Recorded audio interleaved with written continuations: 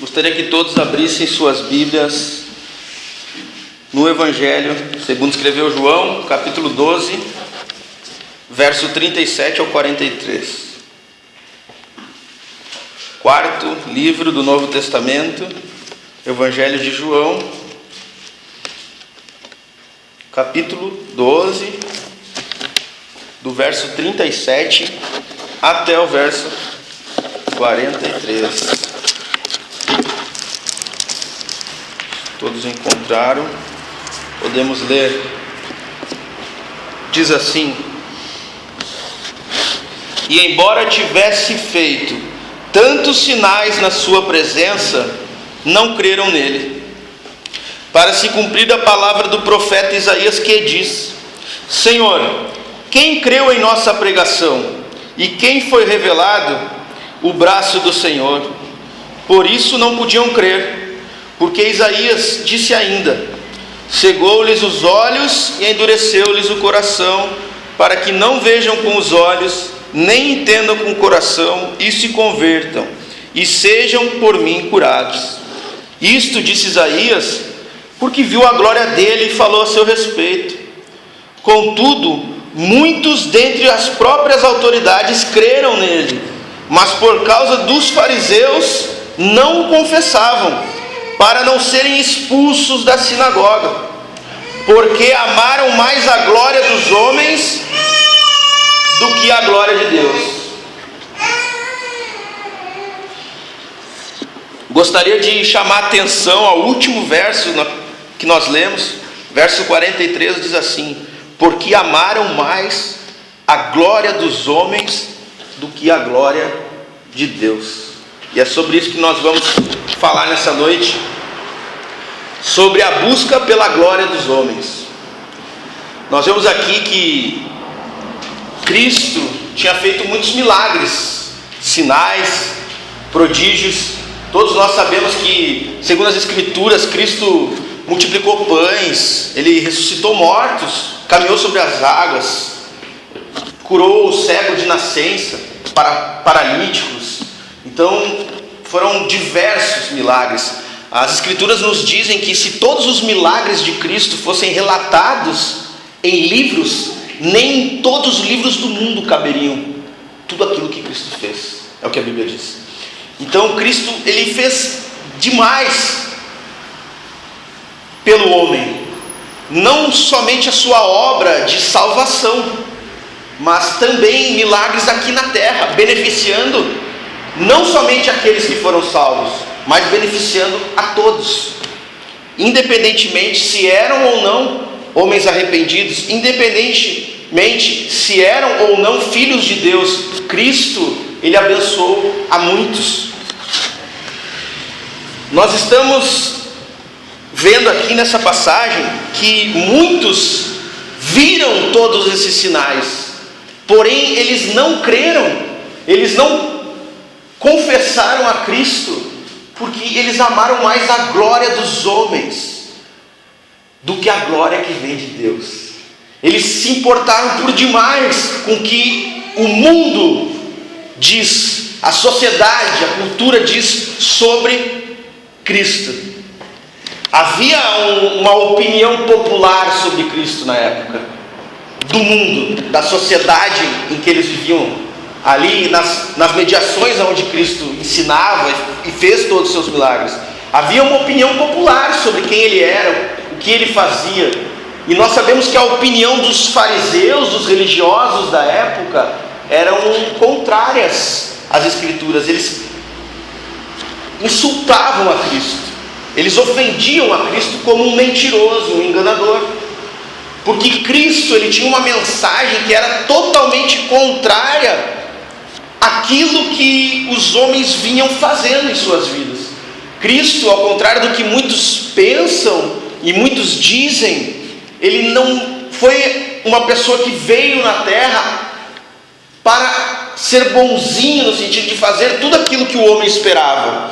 Pelo contrário, Ele veio mostrar ao mundo a luz. E qual é a maior característica da luz? A luz, quando ela ilumina, ela mostra cada coisa como ela é. Se nós entrarmos num quarto quando as luzes estão apagadas, nós não vamos conseguir enxergar nada que tem dentro do quarto. Porém, se a luz for acesa, nós vamos enxergar cada coisa no seu devido lugar, como ela está.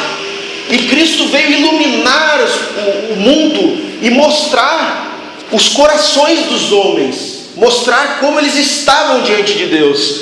E logicamente que foi mostrada a corrupção do homem, a maldade do homem. Cristo, quando os homens não vinham até ele dizia que a condenação do mundo era justamente essa, que a luz veio ao mundo, mas eles amaram mais as trevas, porque as suas obras eram más. E todos aqueles que vêm para a luz, eles têm as suas obras manifestas. Então os homens não querem se achegar até a luz, justamente porque fica revelada a sua maldade. É o caso que nós lemos aqui. Os homens não queriam se achegar a Cristo, porque eles teriam as suas maldades reveladas, e isso aos olhos do mundo seria feio. Todo aquele que ia até Cristo, ele ia até Cristo para reconhecer Ele como Senhor. Eu digo, quando os homens iam até Cristo para reconhecer Ele como Senhor, eles iam automaticamente confessando e reconhecendo os seus pecados.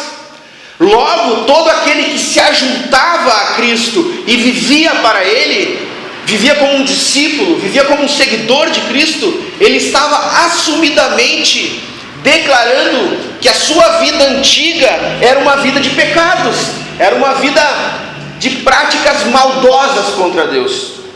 Então tentem imaginar o contexto da época. Israel era o povo escolhido de Deus, e era um povo que tinha a lei de Deus sendo ensinada.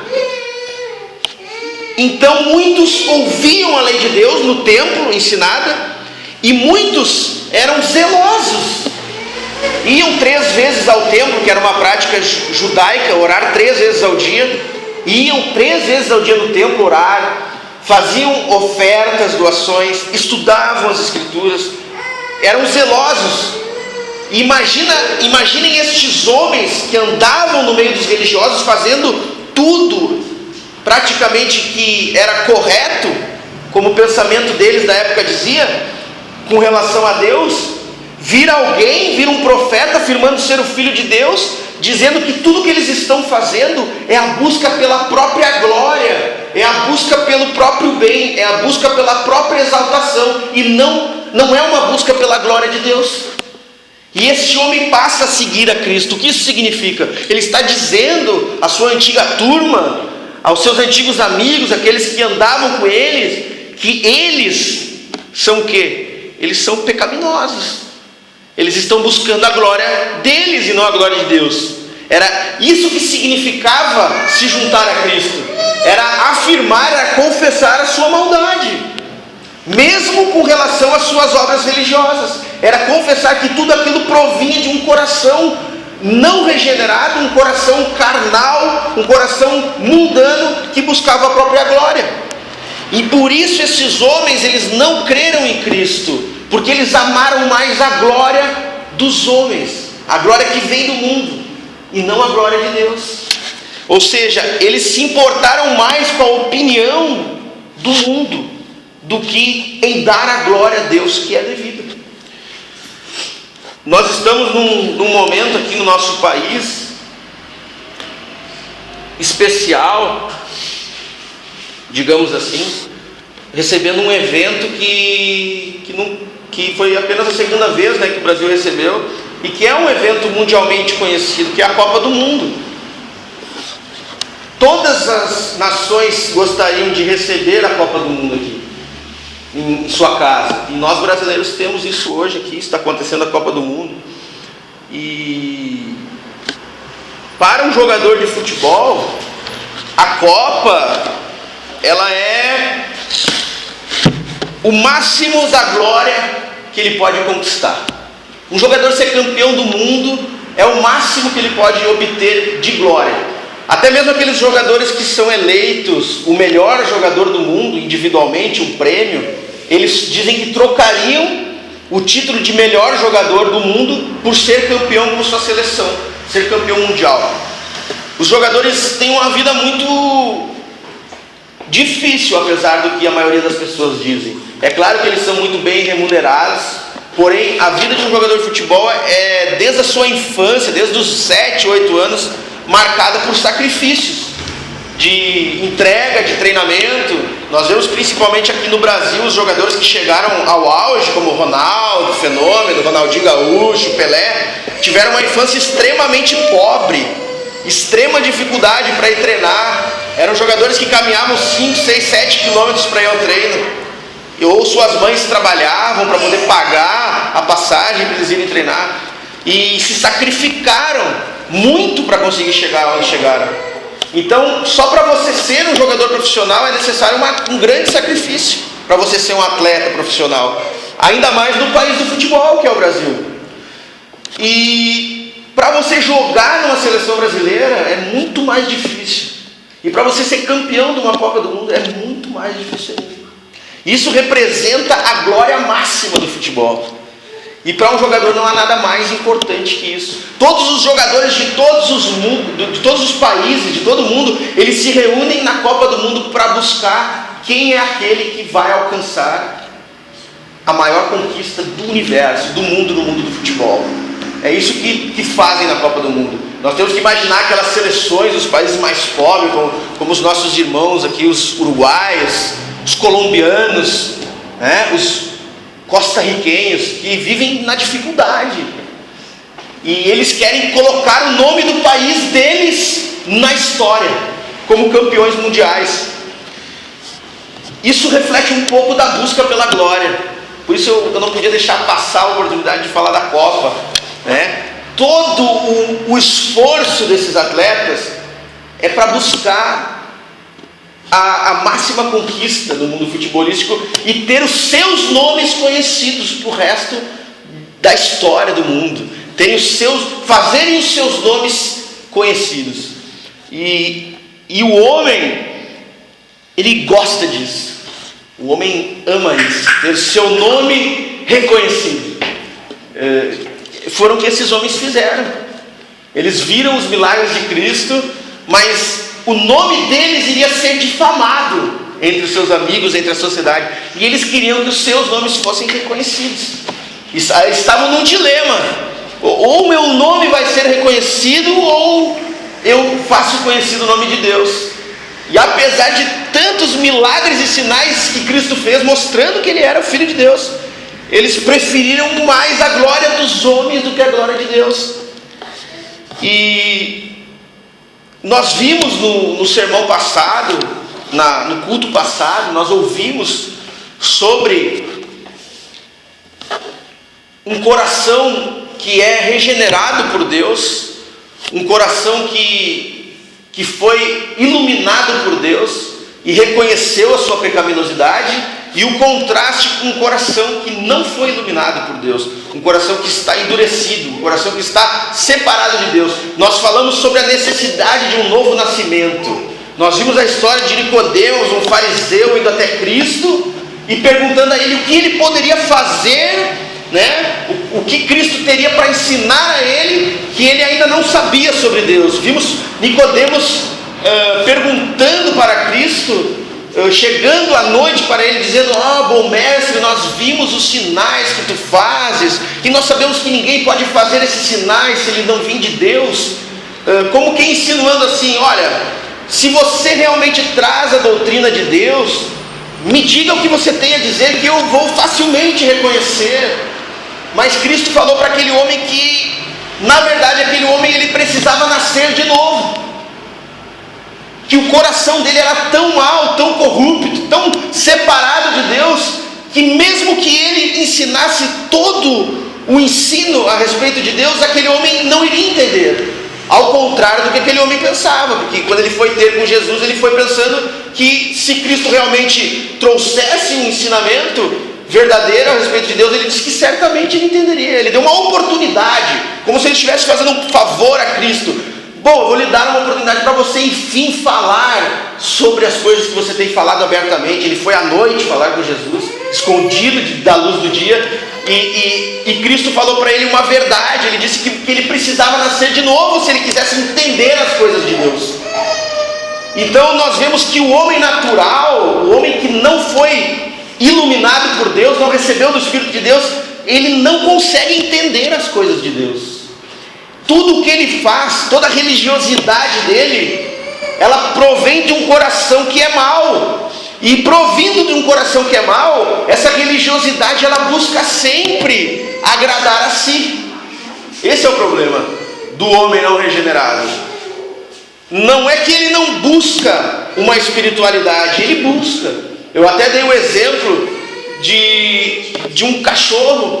Eu falei que um cachorro ele busca um ser superior que venha suprir a sua necessidade. E então eu falei que isso não era fé.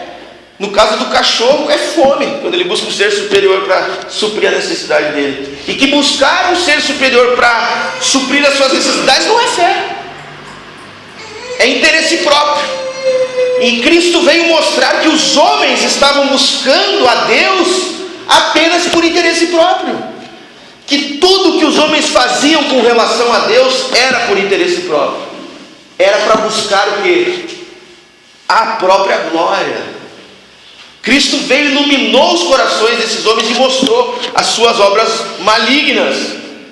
Então, ficou claro para a gente que existem dois tipos de homens: aqueles que conhecem as suas maldades, reconhecem que são maus perante um Deus santo e que necessitam nascer de novo, necessitam que Deus, por um milagre, por graciosidade, por misericórdia, lhe dê um novo coração, para que então este novo coração, que é um coração do alto, um coração de carne, um coração que sente dor pelos seus pecados, que realmente sente amor a Deus, não um coração de pedra, um coração mundano, que quando Deus nos dá isso como dádiva, como presente, nós entendemos que o importante é ser e não ter.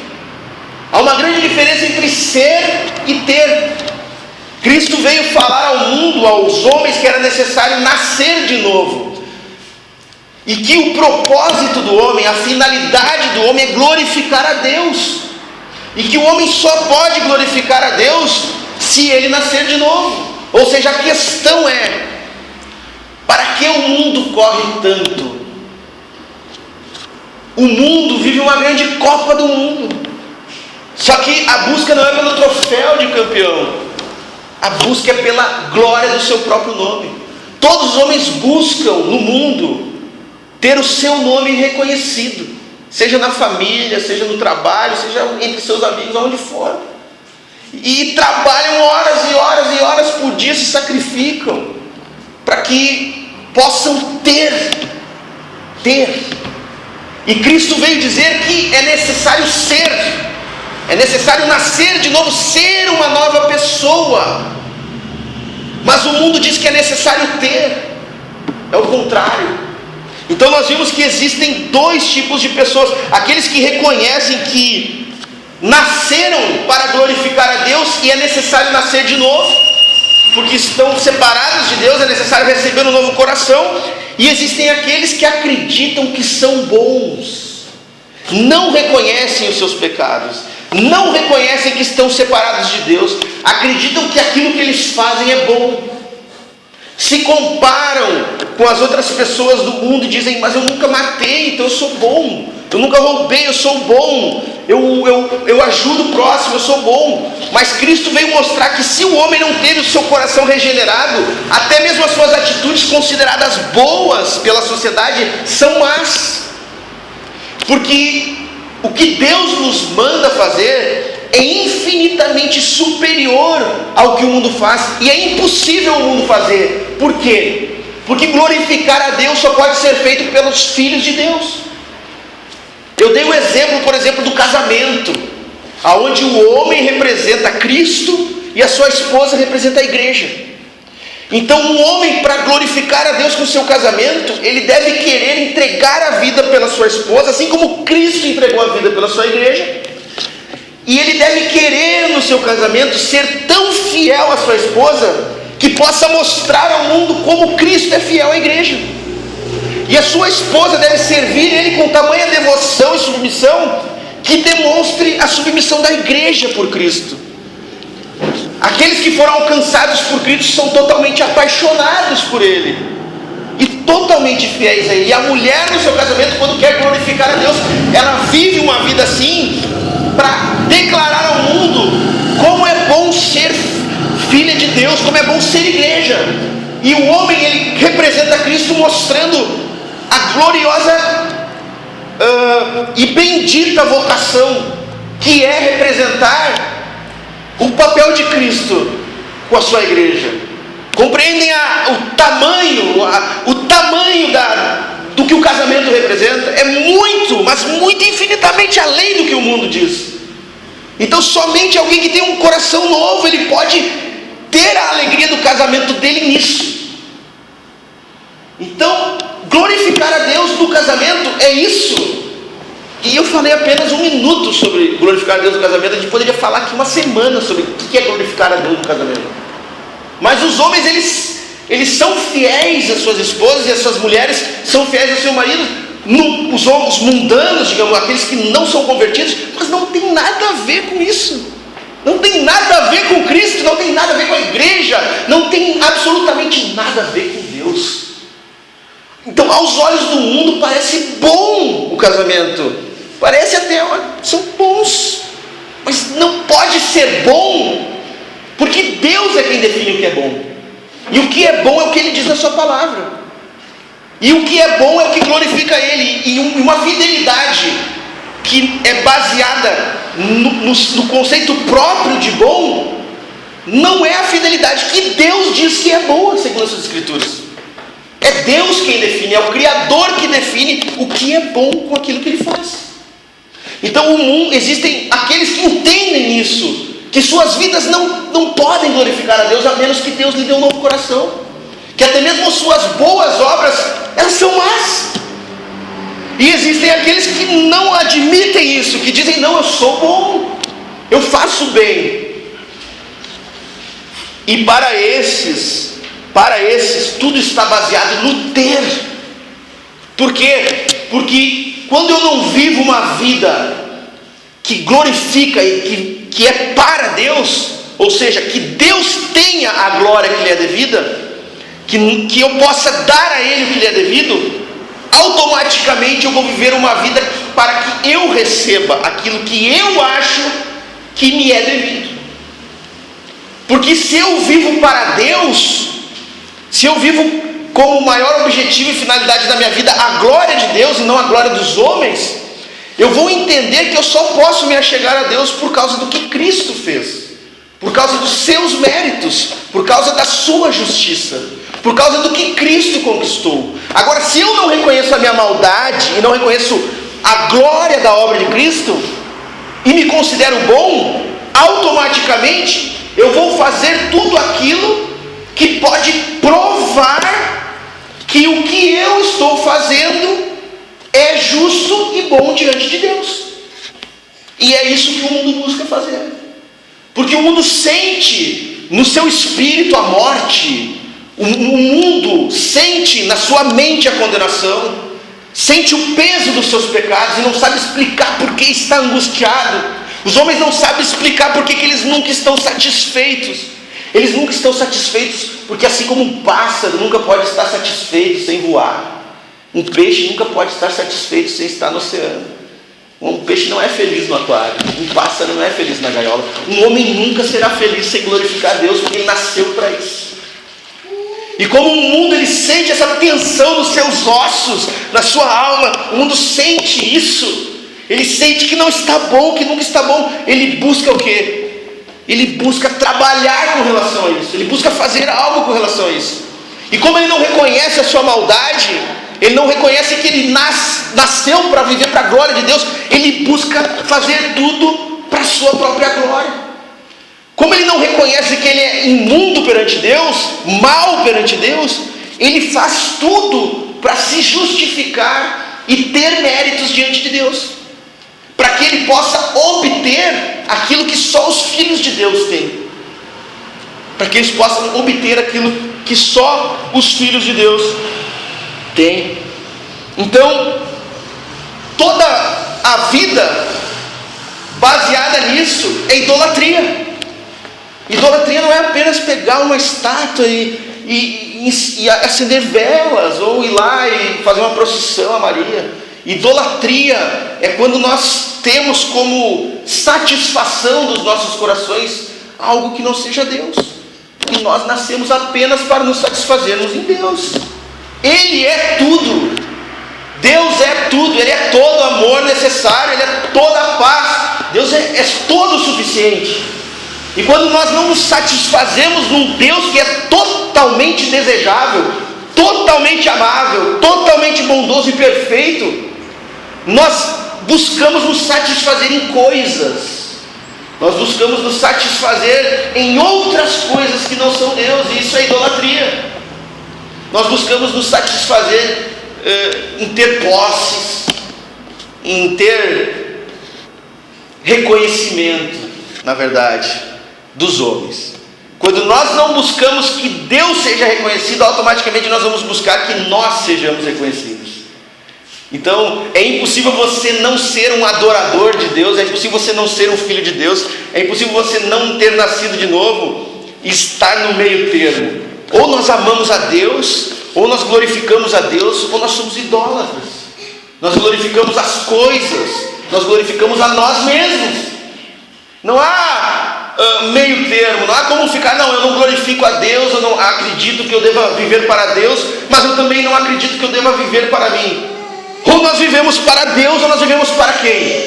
Nós vivemos para satisfazer a nós mesmos. É por isso que a glória dos homens está em ter. Porque, como eu disse, no fundo das nossas almas, nós sentimos, quando vivemos no pecado e afastados de Deus, essa separação mortal que há entre nós e Deus. E nós sentimos que nós não somos nada. O homem mundano, ele sente que ele não é nada. Se você perguntar para qualquer pessoa que não glorifica a Deus, se ela for sincera, ela vai dizer que a vida dela não tem sentido. Não tem sentido uma vida que não glorifica a Deus. Ela pode até mentir para si mesma, ou não querer admitir, mas no fundo a vida dela não tem sentido. Como eu disse antes, se um pássaro não voa, não tem sentido em ser pássaro. Se um homem não vive para glorificar Deus, não tem sentido. Então ele vai buscar coisas que venham a dar um sentido para a vida dele. Isso é automático. Por isso que a glória do mundo é ter.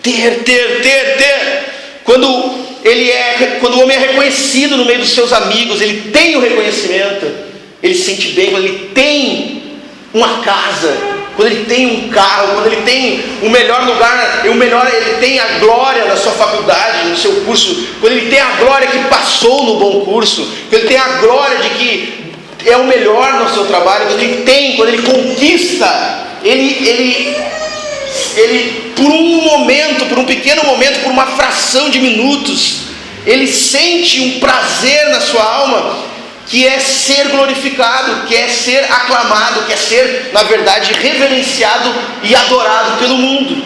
E esse sentimento dele faz bem a ele, porque ele é mau, e somente um homem muito mau, somente um coração muito mau pode se satisfazer e receber a glória que só pode ser dada a Deus.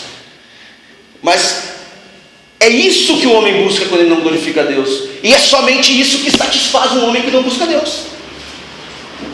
Se todo homem que não glorifica a Deus não fica feliz em glorificar a Deus, só fica feliz quando é glorificado, o que ele vai buscar? Ele vai buscar ser sempre glorificado. Ele vai buscar sempre a glória do mundo, a glória dos homens. Só que o mundo, ele não pode transformar o coração do homem. O mundo, ele não pode fazer com que o homem nasça de novo. Possuir coisas, ter, conquistar, não vai dar ao homem a mesma sensação de ser filho de Deus. É impossível isso. Uma casa não pode mudar o nosso coração. Um título de melhor aluno não pode mudar o nosso coração. Não pode fazer com que nós deixemos de ser mal e passamos a ser bons. E é por isso que o homem gosta tanto de futebol. Por quê? Não entendi por que o homem gosta tanto de futebol por causa disso. Por que a gente vai em alguns países e dizer assim, o futebol aqui é uma religião? Já pararam para pensar nisso? Chega no Brasil, futebol, pergunta na rua, o que é o futebol? O futebol no Brasil é uma religião. Chega na Inglaterra, futebol aqui é uma religião. Na Argentina, o futebol aqui é uma religião. Na Espanha, o futebol aqui é religião. Na Itália, enfim. Aonde você perguntar se o futebol é uma religião e disser que não é uma religião, vão dizer, o basquete aqui é uma religião. Sempre vai ter um esporte no mundo que vai ser uma religião. Por quê? Porque no futebol, ou como em qualquer esporte, os homens, eles colocam todo esse desejo de ser glorificado, de ser exaltado, de conquistar num time. Não tem explicação para um homem torcer para um time. Não tem explicação racional para um homem escolher torcer para o Grêmio ao invés do Inter. Não tem explicação racional. Por que ele não torce para o Palmeiras ou porque ele não torce para o Flamengo? Esses dias um amigo postou na internet e falou que no Facebook, na rede social, ele escreveu lá que ele precisava entender por que ele torcia para algum time, porque na verdade isso não fazia sentido para ele. E ele estava encucado do porquê que ele ficava triste quando o time dele perdia, se não tinha nenhum motivo para ele amar aquele time. E eu escrevi embaixo que na verdade, se identificar com o time é apenas a busca que o homem tem por conquistar, por ter a glória. E quando aquele time ganha, o que os torcedores falam? Nós ganhamos. Não foi o torcedor que ganhou, o torcedor não ganhou nada. Mas nós ganhamos, nós conquistamos o título mundial. E aqui o que eles falam, nós temos a taça de campeão do mundo, nós somos os melhores. Isso dá a sensação para o torcedor de ele ser melhor do que todos no mundo. E não há nada mais maravilhoso do que se sentir melhor do que todas as pessoas do mundo. Por isso o homem ama o futebol. Porque quando ele ganha, ele se sente superior ao seu próximo. E por isso que todo time ele vai ter um arquirrival. Um arquirrival onde ele vai derramar naquele arquirrival toda a frustração dele. E a glória máxima é sempre ganhar dele. Por quê? Porque quando ele ganha, por exemplo, por que há tanta rivalidade entre Grêmio e Inter, Corinthians e Palmeiras? Porque o homem, de forma alguma, ele aceita que o seu time seja considerado o quê? Inferior ao do outro. Porque os homens brigam nos estádios, se matam nos estádios. Não é sobre futebol aqui. Essa briga é sobre eles. Homens que não têm o trabalho que o mundo diz que é um trabalho digno. Homens que não têm um casamento que o mundo diz que é digno. Homens que não têm, não possuem, não conquistam dinheiro. Homens que não conquistam posições. Homens que não conquistam, não tem essa realização de conquistar, de ter o seu nome conhecido. Eles colocam no futebol todas as suas angústias e expectativas. E quando o seu time vence, tudo isso é esquecido. Ele se sente como quem tem tudo.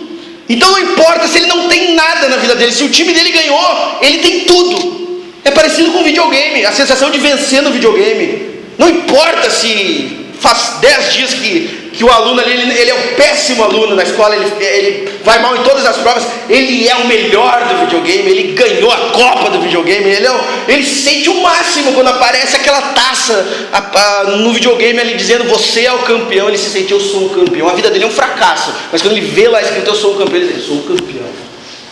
É a mesma coisa no futebol. O cara é um péssimo pai, não glorifica a Deus como pai, não glorifica a Deus no trabalho, não glorifica a Deus na família, não glorifica a Deus em nada. Mas quando o time dele é campeão, eu sou o melhor do mundo, nós somos melhores, nós somos os campeões, nós somos o máximo, não há ninguém como nós. É isso que o homem coloca no futebol. E é por isso que a Copa do Mundo movimenta tanto. As pessoas viajam para cá e para lá, vendem tudo para poder ter o sentimento de ter conquistado tudo, de ter o seu nome lá em cima. Todos vão ver, o meu país é campeão do mundo, todos vão ver que eu fui campeão. Mas você não foi campeão. Quem foi campeão foram os jogadores que foram campeões. Ninguém foi campeão, ninguém ganha o salário que os jogadores ganham aqui, ninguém fica R$1 mais rico e mais pobre quando o time ganha ou perde. Mas a sensação, o homem busca a sensação. É por isso que o futebol é uma religião. Porque ele substitui aquilo que só Deus pode fazer.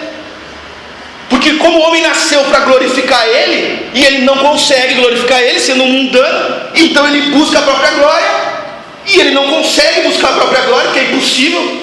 Ele busca em coisas, e o futebol dá essa sensação. Eu dei o exemplo do futebol porque a gente está falando da Copa do Mundo. A gente podia dar exemplo do videogame, o exemplo de um diploma universitário, o exemplo de conquistar uma promoção, enfim. Tudo que o homem busca é mal. Tudo que o homem busca é mal, porque tudo que o homem busca é para a sua própria glória. Então, ou nós buscamos a glória que vem de Deus, ou nós buscamos a glória que vem dos homens. Essa é a questão. Essa é a questão. O ter no lugar do ser. O ter no lugar do ser. Se nós não buscamos ser novas criaturas, nós vamos sempre buscar ter. O homem, ele sente, o homem natural, ele sente que há algo no mundo, que existe algo no mundo que é muito maior que ele. O homem, ele tem em si isso ainda. Como um mudo e um surdo ir a um concerto de rock, ir a um show de rock, ele vê os instrumentos tocando e ele vê as pessoas balançando, mas ele não consegue ouvir a música, ele não consegue. Como um cego ouvindo uma música, ele ouve a música, mas não vê de onde vem, mas ele sente que tem alguém ali tocando aquela música. O mundo, o homem natural, o homem carnal, o homem não convertido, que não nasceu de novo, ele sente que existe algo muito, muito, infinitamente superior a ele. Existe uma vida que é muito superior à vida que ele está vivendo. Existe uma glória que é muito maior que a glória que ele está buscando. Todo homem mundano sente, vê isso, mas como um mudo, como eu falei, como um surdo em um concerto. Ele não consegue entender, não consegue perceber o que é isso. Mas eu preciso buscar isso. Então, eles sabem que existe isso, mas não sabem como buscar isso. E automaticamente, eles pervertem tudo que Deus criou, que foi criado para glorificar a Ele. Eles pervertem os meios que Deus criou para ser glorificado, buscando justamente esse algo, essa coisa imensamente superior. Ou seja, Deus criou, por exemplo, o lazer. Deus deu ao homem o lazer, o descanso. Mas o descanso é um meio para que o homem glorifique a Deus por meio do descanso. O descanso, quando Deus mandou descansar no sétimo dia, era para representar um Deus que também descansou depois de ter criado todas as coisas. O descanso era para representar quando nós teremos paz, finalmente, eternamente. Então, quando nós descansamos aqui fisicamente na terra, nós devemos refletir e descansar, não com uma satisfação completa nesse descanso terreno, mas uma satisfação que busca o futuro, em que nós realmente descansaremos, que é o futuro onde nós estaremos unidos com Deus para a eternidade. Então, assim como tudo que Deus criou, todos os meios para a glória dele tem um sentido muito maior do que o homem pensa. Como eu falei do casamento, agora eu vim falar sobre o descanso. Então, o homem natural, o homem mundano, ele é tão pecador, ele é tão mau, que ele vai usar o descanso como um fim para ter algo que não é possível que ele tenha. Ele vai buscar a felicidade, a finalidade no descanso, mas o descanso é um meio para nós glorificarmos a Deus. E a nossa felicidade, essa felicidade que o mundo sente que existe, esse algo maior que o mundo percebe que existe, que é muito acima de si, que é muito acima do que ele tem vivido, esse algo maior é glorificar a Deus. Esse algo maior é glorificar a Deus. E como o homem, ele não consegue fazer isso, mas Deus já deu os meios para que o homem possa fazer isso, e ele não usa os meios para glorificar a Deus, ele não consegue compreender, o homem mundano, que o prazer verdadeiro, que a felicidade verdadeira é glorificar a Deus por meio do descanso. Então ele busca o descanso como o fim, o descanso como a finalidade da felicidade dele. E os homens idolatram o entretenimento. Os homens idolatram o descanso e o prazer que o descanso dá. Brasileiro não descansa 2 dias para trabalhar 5. Brasileiro trabalha 5 para descansar 2 dias. Ninguém descansa para trabalhar, que é o propósito do descanso. Deus falou: 6 dias trabalharás, 1 dia descansarás. Nós descansamos para quê? Para termos vigor para trabalhar durante 6 dias. Mas o homem é pecador, ele faz o contrário. Ele trabalha 6 dias para poder descansar 1. É o inverso. Então ninguém busca a glória de Deus, ninguém busca se deleitar em Deus, se satisfazer em Deus por meio do descanso. Pelo contrário, o homem mundano, ele busca o descanso como fim em si, como o maior prazer do universo. Por isso a idolatria com respeito a passar férias numa praia, ou viajar para Disney e para a Europa. Não que haja maldade nessas coisas, mas quando eu uso disso como o fim principal da minha vida, quando eu uso disso como a fonte do meu prazer, eu estou justamente glorificando a Deus, glorificando a mim, perdão, e não glorificando a Deus, por meio de algo que Deus deu para glorificar a Ele. Isso é perversão, o nome disso. Isso se chama perversão. Perverter os meios pelos quais Deus deu ao homem para glorificar a si mesmo, usando esses meios para glorificar a si. Isso é perversão. Isso é perversão. Isso é um pecado abominável aos olhos de Deus. Porque o homem tenta roubar a glória de Deus. O que é roubar a glória de Deus? Quando nós dizemos assim, aquele homem está roubando a glória de Deus, ele está querendo a glória que vem dos homens. Porque só Deus, somente Deus, Ele tem em si todo esse descanso. Somente Deus tem em si todo esse descanso. E somente nós estando em Deus, somente nós nascendo de novo e tendo Deus em nossas vidas, sendo um com Deus, nós vamos participar desse descanso. Mas o mundo, ele não pode estar em Deus, ele não está unido a Deus, ele não nasceu de novo. Então o que ele tenta fazer? Obter um descanso que só há em Deus, a parte de Deus. É como se o mundo buscasse, se o mundo pudesse, ele buscaria, e é o que o mundo faz, ter os benefícios que uma vida com Deus tem, ter os benefícios que um homem que vive unido a Deus, no seu espírito é um com Deus, ele busca ter esses benefícios sem estar unido a Deus. Por isso ele tenta roubar a glória de Deus. Ele busca o amor que é Deus. Deus é amor, e ele busca ter o amor sem Deus. Por isso que a nossa geração ama o sexo. Os homens mundanos amam o sexo. Por que eles amam o sexo? Porque o sexo é o símbolo máximo da união entre um casal. É o máximo que um casal pode ficar unido é na relação sexual. A Bíblia fala que se tornam uma só carne. Isso representa a unidade entre Cristo e a sua igreja. O deleite, o prazer que o homem sente quando é unido ao seu Criador. É o prazer máximo do homem é ser unido ao seu Criador. Mas o mundo busca ter esse prazer sem nada dizer com respeito a Cristo e a sua igreja, sem ter nada a ver com isso. O mundo busca ter esse prazer à parte de Deus. Não tem nada a ver com estar unido a Cristo, unido à sua igreja. Não tem nada a ver com a alegria que a alma tem em se unir ao seu Criador. Não tem nada a ver com isso. Tem apenas um prazer momentâneo. Isso é perverter os meios. O homem tenta buscar ter aquilo que só Deus é, a parte de Deus. É impossível.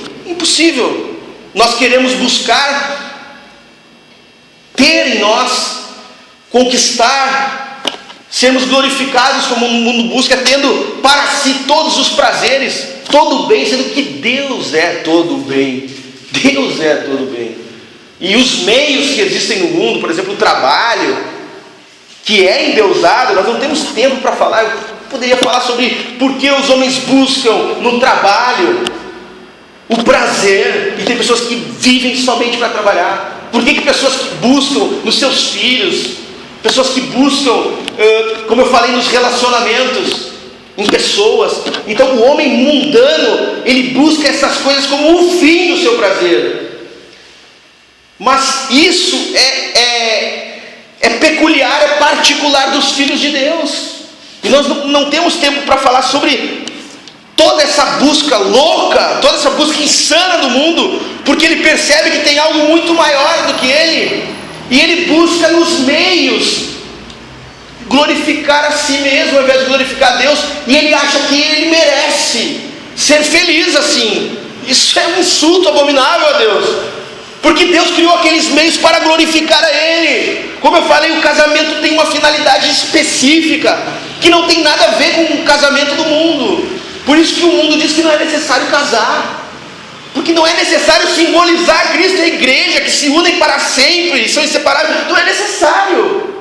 É necessário o quê? É necessário eu ter prazer, é necessário eu me sentir feliz, eu me sentir bem. Nós cristãos, nós somos felizes porque nós somos felizes, porque nós nascemos de novo, nós estamos unidos a Deus, e a paz que um cristão tem é a paz que é fruto de Deus estar na vida dele, de ele ser um com Deus. A paz que nós cristãos temos é a paz de Deus, a alegria que nós temos é a alegria de Deus, o amor que nós temos é o amor de Deus, o descanso é o descanso de Deus. E o mundo acredita que pode roubar isso por seus próprios meios, fazendo seus jeitinhos. Nunca serão.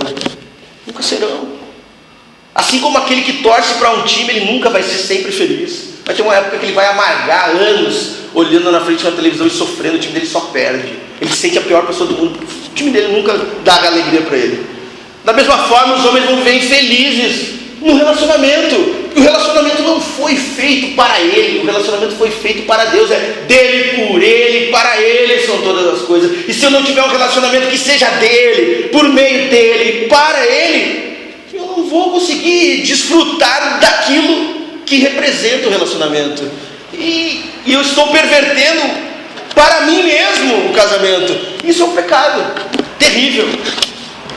Um pecado terrível, o homem perverter os meios que Deus deu ao homem para glorificar a Ele, tentando usurpar a glória de Deus, usando os meios que são para Deus, para si mesmo. Não há nada mais nojento do que isso, não há nada mais sujo do que isso.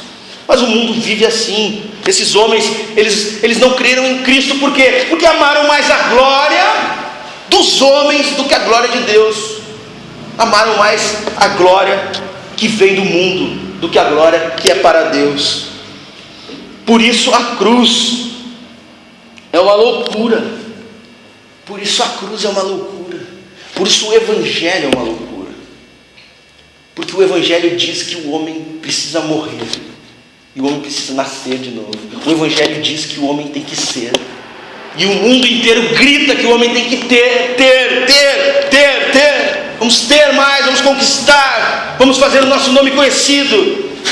E a cruz diz que você não precisa ter nada, você precisa ser um com Deus. Então a cruz para o mundo é uma loucura. Você chegar para os homens que estão vivendo 24 horas apenas para ter e dizer assim: meu irmão, ter não significa nada. Ele vai dar risada e vai dizer: ter não significa nada. Eu tenho isso, eu tenho aquilo outro, e eu tenho isso, e eu sou isso, e eu tenho. Aí você chega para ele e diz: e o que isso lhe traz? Às vezes eu fico feliz porque eu tenho o prazer de poder viajar, eu tenho o prazer de poder ter uma mulher aqui um dia, outra no outro dia, eu tenho o prazer de poder descansar e ir para um show que é lá nos Estados Unidos, eu tenho o melhor carro, eu tenho, na minha empresa eu tenho a melhor posição, eu tenho pessoas me obedecendo, eu tenho, mas por que você não para de buscar todas essas coisas se você já é feliz? Porque eu tenho que buscar mais ainda, eu ainda não tenho tudo que eu quero ter, e é isso que o mundo busca. Por isso a cruz é uma loucura. Eu gostaria de ler um trecho das Escrituras que diz assim: porque a palavra da cruz é loucura para os que perecem, mas para nós que somos salvos é o poder de Deus. Porque está escrito: destruirei a sabedoria dos sábios, aniquilarei a inteligência dos inteligentes. Aonde está o sábio? Onde está o escriba? Onde está o inquiridor desse século? Porventura não tornou Deus louca a sabedoria deste mundo? Visto como na sabedoria de Deus o mundo não conheceu a Deus pela sua sabedoria, aprove a Deus salvar os crentes pela loucura da pregação. Porque os judeus pedem sinal, os gregos buscam sabedoria, mas nós pregamos a Cristo crucificado, que é escândalo para os judeus e loucura para os gregos, mas para os que são chamados, tanto judeus como gregos, lhe pregamos a Cristo, poder de Deus e sabedoria de Deus. Está em 1 Coríntios capítulo 1, do verso 18 ao verso 24. Aqui o apóstolo Paulo, ele vem dizer que Deus tornou as coisas que o mundo considera fortes, como fracas. Aquilo que o mundo julga muito importante, a pregação do Evangelho é justamente dizer que isso não vale nada. E que para o mundo, a cruz é loucura. Então, nós já falamos como o mundo, nós já falamos como que o mundo busca perverter os meios que Deus deu para glorificar o seu nome, para glorificar a si mesmo e buscar isso como uma finalidade de prazer. E agora, nós vemos aqui Paulo falando aos judeus. Paulo falou assim, os judeus pedem sinais. Tentem entender a semelhança do texto que eu li no começo da pregação com esse trecho que eu li agora. O começo da pregação nós lemos que Jesus fez muitos sinais, mas que mesmo com tantos sinais eles não creram. Mesmo com tantos sinais eles não creram. Mas aqui agora nós lemos que Paulo dizendo que os judeus eles pedem sinais. Ora, Cristo não fez tantos sinais? Sim, Cristo fez milhares de sinais. Mas Paulo diz que os judeus eles não criam porque eles pediam sinais. Isso mostra o que? Os judeus, ele está falando do povo que era o povo de Deus na época, o povo de Deus na época, entre aspas, né? O povo escolhido de Deus. Na verdade nós sabemos que o povo de Deus é o povo que crê, o povo que é de Deus é o povo que tem fé em Deus, não o povo que nasce numa determinada região. Mas eles achavam que eles eram o povo de Deus no sentido de que todos eles eram filhos de Deus. E eles achavam que Cristo deveria fazer os sinais que eles esperavam que Cristo fizesse para que eles pudessem crer em Cristo. E Cristo veio e fez milhares de sinais. A Bíblia diz que se tudo que ele fizesse fosse escrito, como eu falei, não caberia em todos os livros do mundo. Então o que mais esses judeus estavam esperando? Os judeus estavam esperando que Cristo fizesse os sinais que eles quisessem que fossem feitos. Ou seja, tudo aquilo que eles queriam que em suas vidas acontecesse, e Cristo até o momento não tinha feito tudo o que eles desejavam. Por exemplo, o desejo máximo de um judeu era que viesse alguém e se tornasse rei na época, desposasse o imperador e se tornasse rei daquele povo e trouxesse um período de melhor bonança para os povos judeus, que vivia não de forma totalmente em liberdade, não totalmente bem. Eles viviam sob uma ditadura, viviam sob um imperador, viviam pagando impostos, não eram livres. Então eles esperavam muito que Cristo viesse e libertasse eles. Então todos os judeus tinham essa expectativa. Então eles esperavam, um dos sinais eram esse que eles esperavam. E a igreja tem feito mesmo, a igreja moderna. A falsa religião, a falsa igreja é muito fácil de ver quando ela é falsa, porque ela busca exatamente o que o mundo diz que é bom.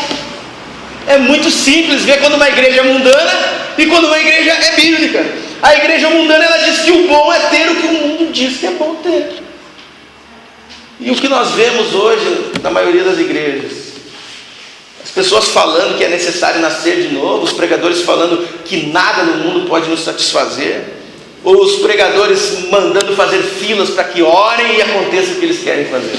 O que nós vemos hoje na igreja de hoje? É muito fácil ver como o religioso ele pede sinais. O verdadeiro cristão ele se contenta em ser e não em ter. Por isso é totalmente pífio, é totalmente mundano usar o evangelho para que o homem tenha tenha, porque é isso que o mundo diz, que nós temos que ter, nós temos que conquistar, nós temos que ter mais e mais e mais para a nossa própria glória. Amém? É o que o mundo diz. E toda aquela religião, toda aquela pessoa que representa alguma espiritualidade, não importa o que ela pregue, se quando ela orar, se o que ela me der para me levar para minha casa, se o que eu fizer, se o que ela fizer vai acontecer o que eu quero, então eu estou feliz, é aqui que é bom, isso é muito bom. Então você abre um lugar para pregar o evangelho que fala sobre ser e nascer de novo, as pessoas não querem muito vir e ser, não, as pessoas querem ter. Então é muito fácil reconhecer quando uma pessoa não nasceu de novo, é muito fácil reconhecer quando um pregador ele prega um falso evangelho. E é muito fácil de nós olharmos para os nossos corações e ver também se nós nascemos de novo. É muito fácil. Quando os nossos corações nasceram de novo, quando Deus nos deu um novo coração, quando nós entendemos que tudo se resume a glorificar a Deus, o nosso prazer é esse. É muito claro que os homens conseguem ficar 2, 3, 4 horas investindo tempo em algo que só lhe traz prazer, mas não consegue ficar 3, 4, 5 horas fazendo algo que glorifique a Deus. Se eu ficar aqui pregando 2, 3, 4, 5 horas, todo mundo vai embora. Ninguém vai ficar aqui 4, 5 horas. Mas muito facilmente as pessoas ficam 10 horas na beira da praia, sentado tomando sol, ouvindo música. Porque aquilo lhe dá um prazer. Eu tenho uma satisfação imensa em ficar na praia ali, sentado, tomar água de coco. Mas ir a um lugar e ficar 4 horas dando glória a Deus, se você não tem prazer nisso, deve sondar a Deus, perguntar: por que eu não tenho prazer em glorificar a Deus? Os homens mundanos não se esforçam para glorificar a Deus como se esforçam para si mesmos. É muito fácil de ver isso. Muitos não vêm ao culto porque dizem que está muito frio. Não estão doentes, mas está muito frio. Estão cansados, eu preciso descansar. É 1 hora o culto. O culto dura 1 hora, 1h15, 1h30.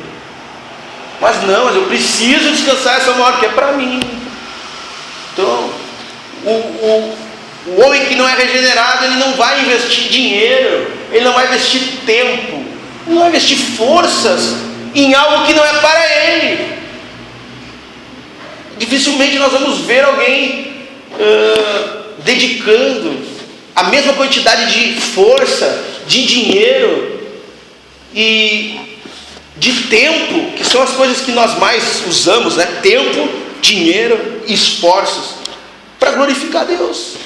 Mas facilmente os homens dedicam tempo, esforço e dinheiro para glorificar a si mesmos, muito facilmente. Homens gastam quantias exorbitantes para conquistar algo que lhe dê prazer, mas para Deus, para aquilo que traz glória de Deus, muito pouco dinheiro. Tempo então nem se fala. Homens dedicar 1 hora por dia para ler as Escrituras, para meditar naquilo que Deus tem, ter prazer nisso é muito normal. Mas horas para conversar, se divertir, olhar televisão, jogar videogame, a pessoa consegue ficar 3, 4, 5, 6 horas na frente de uma televisão, mas não tem prazer em ficar 15 minutos lendo a palavra de Deus. Porque tudo o que o homem mundano quer é ter prazer, e na verdade os mandamentos não lhe dão prazer. Não é prazeroso para essa pessoa estudar a palavra de Deus, não é prazeroso vir a um culto, ele não sente prazer em glorificar a Deus. Ele sente prazer quando ele é glorificado, quando ele recebe algo no culto. O culto é para dar. Por isso que é fácil ver a falsa religião, porque ela vai em busca de um Deus que possa lhe dar. E as igrejas que pregam isso estão estourando de gente, explodindo de pessoas, porque isso motiva ela a sair de casa. Sair de casa para ir buscar algo que eu vou receber. Isso eu quero ir nesse lugar. Eu vou ter? Vou, então eu atravesso o mundo para ter. Eu estou indo lá no culto para dar a Deus a glória que é devida. Dar a Deus a glória que é devida, não sei não se me atrai muito. Isso é um fruto de um coração mundano. E se esforçar, dar tempo e dinheiro apenas para nós mesmos, para aquilo que nos satisfaz. Nós estamos aqui falando da palavra de Deus. Nós estamos aqui falando sobre um Cristo, um Deus que se fez carne e morreu. E morreu para nos dar vida, para nos fazermos nascer de novo para sermos aquilo com que nós fomos criados como finalidade, que é glorificar a Deus. É isso que é o Evangelho, é isso que é a verdadeira religião. E Deus tenha misericórdia de nós, porque pouquíssimos homens estão interessados nisso, pouquíssimas mulheres estão interessadas na glória de Deus, pouquíssimos. Nós lemos aqui nesse texto que a palavra da cruz ela é loucura para os homens, porque a cruz ela prega o contrário do mundo, e nós vemos que os judeus eles pedem sinais. Eu falei comparando os judeus aos religiosos da nossa época, os frequentadores de igreja, de alguma religião. Mas também no texto que eu li, nos é dito que os gregos pedem sabedoria. Paulo falou que os judeus pedem sinais e os gregos eles pedem sabedoria. Que sabedoria era essa que os gregos pedem? Os gregos seriam como aquelas pessoas que hoje no mundo são os intelectuais. Os gregos da época eram aqueles caras que eram cabeça, eram os mais inteligentes da época, eles eram filósofos. Então eles esperavam que o ensino do Evangelho fosse algo relevante para a sua intelectualidade, para aquilo que eles pensavam que é importante. Então nós vemos também a igreja hoje tentando cativar, a igreja tentando atrair pessoas por meio da intelectualidade, uma igreja que tenta atrair por meio de sinais, por meio de dar ao homem aquilo que ele quer, uma igreja que busca atrair os homens por meio da sabedoria, ou seja, cativar suas mentes com um ensino muito bom, muito superior. É uma igreja mundana. E Charles Spurgeon dizia: a igreja deve atrair pela diferença e não pela igualdade. Os gregos eles esperavam uma sabedoria, hoje a igreja também quer ser relevante. Temos um movimento da igreja relevante. É claro que o ensino cristão, isso tudo que nós estamos falando aqui nessa noite, que o homem nasceu para glorificar a Deus, e que qualquer outra filosofia de vida é horrível, é banal, é tola. É claro que se nós fôssemos estudar cada filosofia, o que cada filosofia diz, e colocássemos ao lado da filosofia de vida cristã, é claro que as outras filosofias elas seriam esmagadas pela filosofia de vida cristã. Porém, o fato da filosofia de vida cristã ser muito superior às outras filosofias, não quer dizer que essas pessoas que estão nas outras filosofias vão entender que a filosofia cristã é muito superior. Eu apresentando a filosofia cristã a intelectuais que vivem outros tipos de filosofias, não vai convencer eles de que isso é bom, se eu não apresentar o escândalo da cruz, que esses homens são pecadores. Por exemplo, eu vou falar com um agnóstico sobre o que é ser um cristão, como é a filosofia de vida cristã. Eu não posso procurar convencer aquele agnóstico a viver para Deus, porque a minha filosofia de vida cristã é muito superior à dele. Eu não posso querer atrair ele pela a sabedoria do mundo, ou seja, querer mostrar que há uma sabedoria muito superior, tirando o escândalo, tirando a ofensa àquele homem. Quando eu vou falar com um agnóstico, com um ateu, eu vou apresentar o Evangelho que diz para ele que ele é mau, que ele é pecador, que ele está separado de Deus. Eu não vou conversar com ele: eu vim aqui para falar com você sobre a origem do mundo. Vamos debater materialismo e vamos debater o criacionismo. Vamos debater sobre evolução e vamos debater sobre a criação. O mundo, enfim, foi criado ou foi uma evolução? Eu vou te provar como o mundo foi criado. E achar que eu vou ganhar essa pessoa por meio desses argumentos. Não há sabedoria do mundo que convença o homem, não há sabedoria de Deus para o mundo. A sabedoria de Deus para o mundo não é sabedoria. Por isso nós temos que apresentar para essas pessoas o Evangelho. O Evangelho é loucura, mas a falsa igreja ela tenta esconder o escândalo da cruz. Ela não quer ser ofensiva, ela quer falar com todas as pessoas, de todas as religiões, de todos os credos, de todas as filosofias, e convocar elas para uma palestra, mostrando que realmente é muito bom ser cristão. Ela quer justamente fazer o que o mundo faz. Ela, por exemplo, chega para casais que estão com a vida destruída e diz: venham para a igreja que nós temos um grupo de restauração familiar. Mas você não crê, Rafael, que Deus restaura casamentos? Eu creio que Deus restaura casamentos, mas para que Deus restaure casamentos, Ele precisa fazer com que aquelas pessoas nasçam de novo, para que aquelas pessoas entendam o que significa o casamento, para que elas busquem glorificar a Deus por meio do casamento dela. A Bíblia não é um livro de moralidade, onde eu pego a Bíblia e procuro soluções para o casamento, soluções para o trabalho, soluções para a família, soluções para os negócios. E aí a falsa igreja, ela faz isso. Iremos hoje à noite dar uma palestra sobre negócios para cristãos, princípios cristãos do negócio. Princípios cristãos do negócio nunca vão dar certo, porque os negócios, não sendo feitos para a glória de Deus, por um coração regenerado, nunca vão atingir os objetivos com que os negócios foram criados.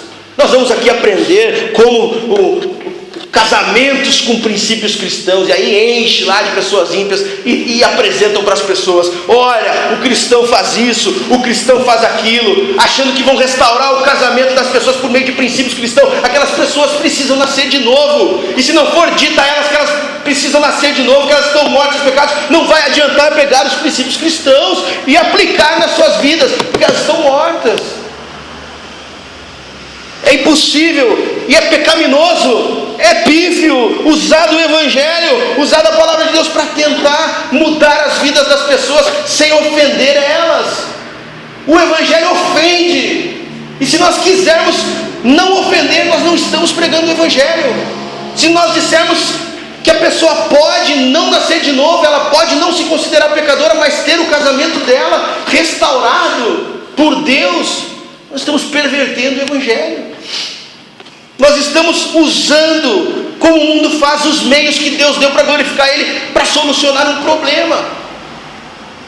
Eles compreendem que não é que o verdadeiro cristão e a verdadeira palavra e o verdadeiro pregador, aquele que teme a Deus, ele não nega que Deus faz milagres, ele não nega que Deus restaura casamentos, ele não nega que Deus, ele sempre faz isso com seus filhos. Ele faz com que seus filhos trabalhem para a sua glória, Ele faz com que sua família glorifique a Ele, Ele faz com que tudo glorifique a Ele. Mas nós não podemos buscar isso à parte de Deus por meio do Evangelho. O Evangelho não é um meio, o Evangelho é o fim em si mesmo. E para terminar, nós entendemos que somente os cristãos, aqueles que nasceram de novo, por que somente esses podem ser felizes? Porque quando Deus diz que tudo foi feito para a sua glória, está incluído a felicidade do homem. Quando Deus faz tudo para a sua glória e faz homens à sua imagem e semelhança, está incluso no plano de Deus que quando nós glorifiquemos a Ele, isso nos traga felicidade. Mas nós não podemos buscar a felicidade por causa disso. Eu vou buscar então glorificar a Deus para eu ser feliz. Não, nós vamos buscar glorificar a Deus para glorificar a Deus, e automaticamente nós vamos ser felizes. Então nós não precisamos buscar a glória dos homens, nós não precisamos buscar a glória do mundo. Deus, Ele nos diz por meio da sua palavra que Ele é totalmente desejável. Mas o mundo diz que quando Cristo veio, não havia nele beleza alguma que os atraísse. Veja a diferença. A Bíblia diz: Cristo é totalmente desejável. E qual foi o parecer do mundo? Não havia nele nada e nem beleza alguma que nos atraísse. O mundo não vê beleza em Cristo, o mundo não vê beleza no Evangelho. Um Evangelho que diz que nós devemos viver para buscar a glória de Deus e não a própria glória. Mas nós sabemos que quando tudo está no seu lugar, o homem servindo a Deus e glorificando a Deus, realmente o propósito de Deus se cumpre, porque a glória de Deus se torna muito mais importante do que a glória dos homens. O homem entende que Cristo é o seu alimento, Ele é o melhor dessa terra, Ele é o pão vivo que desceu do céu. Quando as Escrituras nos falam que Deus vai nos dar o melhor dessa terra, não há melhor alimento do que o pão vivo que desceu do céu. Cristo é o nosso descanso, Ele é a nossa paz, Ele nos dá repouso às nossas almas. Cristo é o nosso fiel e melhor amigo, Ele nunca vai nos abandonar. Cristo é a nossa luz, Ele nos mostra o caminho. Cristo é o nosso bom pastor, é Ele quem nos guia, nos cuida e nos protege. Cristo é a nossa casa, é a nossa morada, a nossa segurança. Cristo é a água da vida que sacia as nossas almas. Nele está o manancial de vida. Cristo é o justo juiz que dá a cada um aquilo que cada um merece. E no caso dos cristãos, os cristãos merecem receber tudo por causa dos méritos dele. Cristo, ele busca sempre dar a nós tudo aquilo que ele conquistou. Ele é a nossa alegria. Ele é o vinho mais precioso. Não há nada que nós possamos nos alegrar mais que ele. Cristo é a nossa força, a ele pertence o poder. Cristo é o nosso consolador, ele nos socorre em nossas fraquezas. Cristo é totalmente desejável. Não há nada nem ninguém mais encantador do que ele. E termino o sermão nessa noite lendo o versículo de número 14 do capítulo 6 de Gálatas, que diz: mas longe esteja de mim gloriar-me, a não ser na cruz de nosso Senhor Jesus Cristo, pelo qual o mundo está crucificado para mim e eu para o mundo. Aqui Paulo dizendo, longe de mim esteja me gloriar em nada que não seja a cruz de Cristo, pela qual o mundo está morto para mim e eu estou vivo para Deus. Ele está morto para o mundo e vivo para Deus. O lugar mais alto que um pecador pode chegar é aos pés da cruz. O lugar mais alto que um homem pode chegar é aos pés do Deus Todo-Poderoso e Soberano. E que nessa noite nós possamos entender para qual propósito nós fomos criados e dar a Deus a glória que é devida. Que nós possamos entender que Cristo nos basta. Cristo nos basta. Ele é tudo. Que nós possamos ter como prazer de nossas vidas glorificar a Deus e não glorificar a nós mesmos. Que nós possamos entender que a vida não significa ter, mas que a vida significa ser nova criatura. Que nós possamos falar como Paulo, que o mundo está morto para nós, que nada no mundo atrai a nós, que o que o mundo diz ser bom para nós não nos motiva, não nos agrada, não nos cativa. Que nós possamos dar a Ele toda a honra e toda a glória que é devida ao seu nome. Amém.